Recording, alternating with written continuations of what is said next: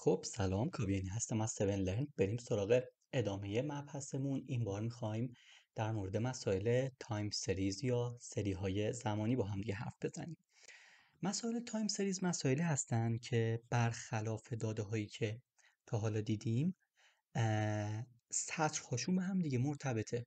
مثلا اینجا رو ببینید، یه مجموعه داده داریم به اسم جی شیر که با پانداز میخونیمش. دیتا دات هد چند تا سطر اولش رو مشاهده میکنیم. داده هایی که اینجا دارید میبینید در واقع داده های سهام یک شرکت در واقع توی بورس هستن که سه ماه اومده سهام اون شرکت رو، ارزش یک سهمش رو توی یک مجموعه داده‌ای ذخیره کرد. مثلا 1/1960 انقدر بوده، 1/4/1960 یعنی 3 ماه بعد انقدر شده، دوباره حدودا 3 ماه بعد 2/7/1960 انقدر شده و همینطور تا آخر. در واقع اینجا سطرها به هم دیگه مرتبطن، سطرها به هم دیگه ارتباط دارن. یعنی سطر قبلی یک پریود زمانی کمتر از سطر بعدیه و همینطور تا آخر. توی داده هایی که تا حالا میدیدیم اینطوری نبود. یعنی مثلا مجموعه داده گل‌های زنبق یا امنیست یا بقیه مجموعه داده هایی که دیدیم سطرها به هم دیگه ربطی نداشت. یعنی شما راحت میتونستید سطرها رو شافل کنید، سطرها رو میتونستید رندوم شافل کنید.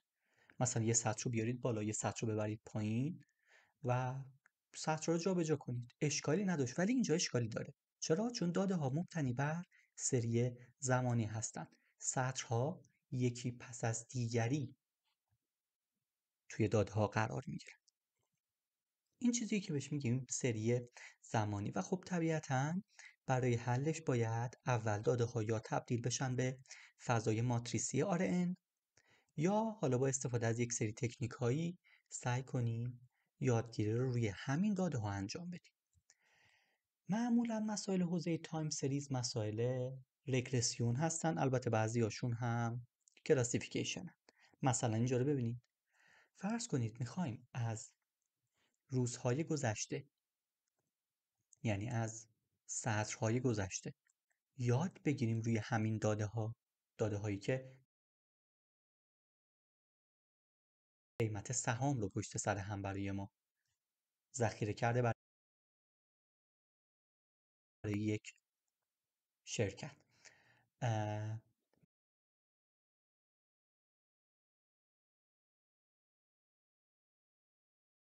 میخوایم از روی این داده ها یاد بگیریم تا بتونیم پیش بینی کنیم که مثلا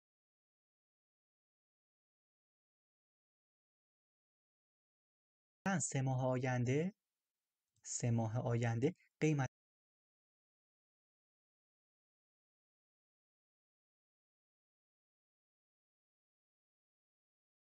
سهم چقدر خواهد شد. این هم یه مسئله یادگیری ماشین دیگه.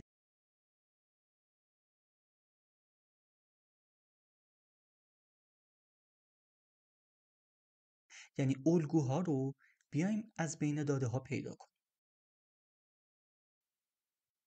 فقط اینجا داده هامون به صورت سری زمانیه، یعنی به صورت ماتریس RN نیست.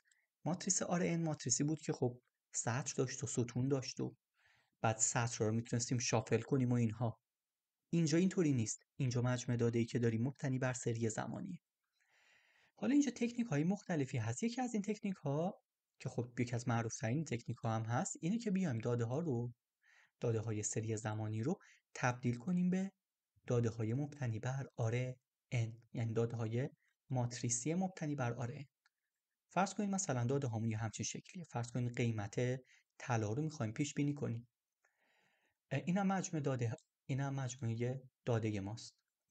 هر سطر یک حالا روز رو داره نشون میده. مثلا این 1 این 2 این 3 و همینطور تا آخر. 4 5 6 و همینطور تا آخر. مثلا 1/1400 2/1400 3/1400 و همینطور تا آخر. این ستون در واقع ستون دیت. یه ستون دیگه هم داریم، ستون مثلا مقدار یا پرایس. مثلا قیمت طلا. فرض کن مثلا اینجا 1800، بعد روز بعد میشه 1900، روز بعد دوباره میشه 1850، بعدی میشه 1820، بعد یهو دوباره میشه 1910، 1920 و همینطور تا آخر. اگه بخوایم این داده ها رو که مبتنی بر سری زمانی یا تایم سریز هستن تبدیل کنیم به داده های مبتنی بر RN، داده های مبتنی بر RN یه همچین شکلی میشه. معمولا یک پارامتری باید تعیین کنیم و بگیم که به چند روز گذشته بیا نگاه کن و بر اساس چند روز گذشته روز بعد رو یاد بگیر. اینجا دوباره هر سطرمون باید بشه یک نمونه و هر ستون باید بشه چی؟ یک ویژگی از اون نمونه.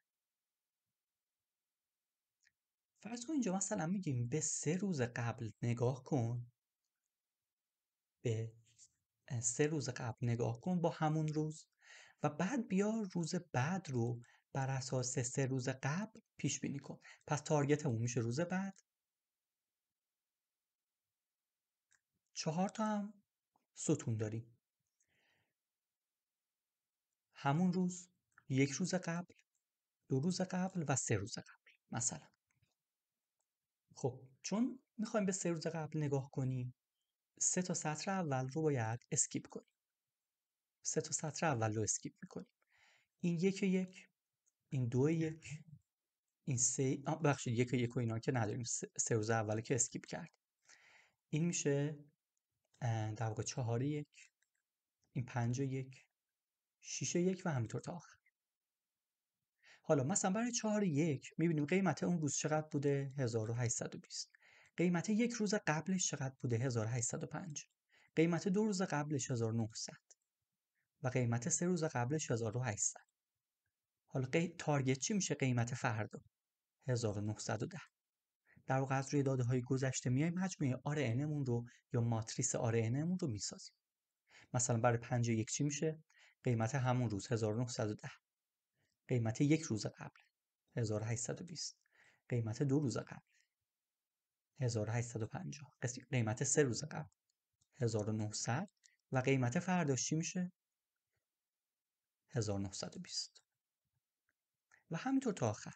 ببینید پس برای هر روز میایم مثلا 4 تا ویژگی از اون روز استخراج میکنیم. قیمت همون روز، قیمت روز قبل، 2 روز قبل، 3 روز قبل و تارگتمون نمیشه قیمت فردا. چون داده ها رو از گذشته داشتیم پس میتونیم کلی در واقع سطر برای ماتریس RN مون بسازیم. حالا این ماتریس دیگه ماتریس RN. حالا دیگه سطرشو میتونیم شافل کنیم. چرا؟ چون هر اطلاعاتی که توی هر سطر بخوایم تو خود اون سطر هست. دیگه نیازی به داده های سری زمانی نداریم. در واقع داده های سری زمانیمون رو اومدیم با یه تکنیکی تبدیلش کردیم به داده های مبتنی بر RN. این ماتریس که داریم میبینیم ماتریس RN ما هر سطرش یه سری اطلاعات توشه که مثلا هر کدوم از سطرش هم دقیقاً 4 تا ویژگی دارن و تارگت روز بعد رو داره پیش بینی میکنه. حالا اگه یه روز جدید بیاد قیمت مثلا سکه توی اون روز، قیمت سکه توی روز قبل، 2 روز قبل و 3 روز قبل رو در میاریم برای یک روز جدید. میدیمش به مدلی که از روی این داده ها یاد گرفته، مدل به ما قیمت فردا رو پیش بینی میکنه. قیمت فردا رو پردیکت میکنه. پس ما خیلی راحت میتونیم بیایم داده ها رو از حالت تایم سریز تبدیل کنیم به حالت ماتریس RN. البته اینجا یه سری مشکلاتی هست. مثلا ما چیز داریم به اسم دیتا دریفت یا رانش داده. ممکنه قیمت بعد از یه مدتی که الگوریتم اومد یادگیری رو انجام داد روی داده ها، قیمت از بازه مورد نظرش، یعنی بازه‌ای که تا حالا یاد گرفته بوده، بالاتر یا پایین‌تر بره. اینجا خیلی از الگوریتم‌های یادگیری ماشین دچار مشکل میشه. مثلا فرض کنید قیمت همین سهمی که دارید اینجا میبینید، قیمتش مثلا تا اینجا رو ما بدیم به الگوریتم یاد بگیره. تا اینجا رو بدیم به الگوریتم یاد بگیره. خب الگوریتم بازه تقریبا 0 تا 8 رو یاد گرفت. حالا از این به بعد ممکنه قیمت بالاتر از بازه 0 تا 8 یا پایینتر از بازه 0 تا 8 بره. مثل اینجا دقیقا. از یه جایی به بعد قیمت دیگه بالاتر از 8 رفته. الگوریتم، حالا مخصوصا الگوریتم‌های رگرسیون، اینجا در واقع الگوریتمی که باید روش کار کنیم یه الگوریتم رگرسیونه دیگه. چرا؟ چون تارگت عددیه. پس الگوریتم رگرسیونه. معمولا هم همینطوره. معمولا هم الگوریتم هایی که توی حوزه تایم سریزن الگوریتم های رگرسیونه. اگه اینجا رو ببینید، ما مثلا اومدیم تا اینجا رو یاد گرفتیم. اینجا هم تغییرات کلا بین 0 تا 8 بوده. کلا تغییرات بین 0 تا 8 بوده. ولی از اینجا به بعد تغییرات ممکنه بیشتر از 8 هم بشه. یعنی تارگت یا اعداد دیگه‌مون بیشتر از 8 هم بشه. خیلی از الگوریتم های رگرسیون یا حالا حتی کلاسیفیکیشن اگه باشه مسئله، اینجا به مشکل برمیخورن. چرا؟ چون فقط توی همون بازه ای که عدد دیدن، تو همون بازه میتونن پردیکت رو انجام بدن. اینجاست که شاید نشه از همون الگوریتم های رگرسیون ساده استفاده کرد یا از همون الگوریتم های کلاسیفیکیشن ساده استفاده کرد. باید بریم سراغ الگوریتم های حوزه تایم سریز که حالا الگوریتم های حوزه تایم سریز خیلی زیادن و معمولاً از همون الگوریتم های رگرسیون و کلاسیفیکیشن عادی استفاده میکنن. فقط با یه تغییری میتونن روندها رو هم شناسایی کنن که مثلا اگه تارگتمون یا حالا متغیرهای مستقلمون بازشون بیشتر یا کمتر از اون بازه‌ای باشه که در هنگام فیت الگوریتم یاد گرفته، بتونن اونها رو هم پردیکت کنن، بتونن به اصطلاح تولرنس داشته باشن و اگه داده ای اومد که توی بازه یادگیری نبود بتونن اونها رو هم پردیکت کنن. در واقع اینها با یه تغییری و حالا یه سری پارامترهایی که توی الگوریتم های رگرسیون و کلاسیفیکیشن و اینهایی که قبلا توضیح دادیم مثل SVM، مثل رندوم فارست، اینها گذاشتن، با این تغییرات میتونن روندها رو هم شناسایی کنن. مثلا یه مثال خیلی ساده بخوام بزنم، اینا میان شیب خط رو هم حساب میکنن، بعد چیزی که الگوریتم پردیکت کرده رو ضرب در شیب خط میکنن. مثلا الگوریتم پردیکت کرده اینجا، میان ضرب در شیب خط میکنن، این میفته اینجا.